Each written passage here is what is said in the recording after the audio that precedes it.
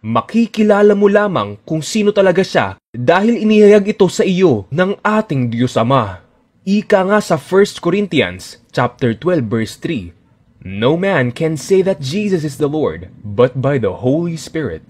At kung i-check mo ang Greek ng salitang Lord sa verse na ito ay nangangahulugang God, Lord, Master, Sir. And this title is given to God the Messiah. Sa makatuwid, kung wala sa iyo ang banal na espiritu, ay hindi mo masasabing ang Panginoong Hesus ay Diyos.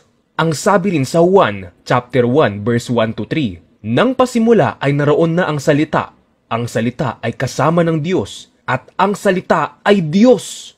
Sa pasimula ay kasama na ng Diyos ang salita. Nilikha ang lahat ng bagay sa pamamagitan niya, at walang anumang nalikha ng hindi sa pamamagitan niya."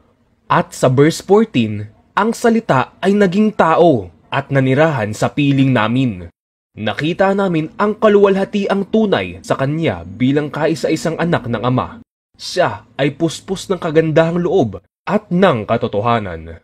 At sino ang salita na tinutukoy ni Juan dito? Walang iba kundi ang ating Panginoong Hesus. Bilang patunay, basahin natin ang pahayag, chapter 19, verse 11 to 16. Sinasabi dito na ang kanyang pangalan ay ang salita ng Diyos.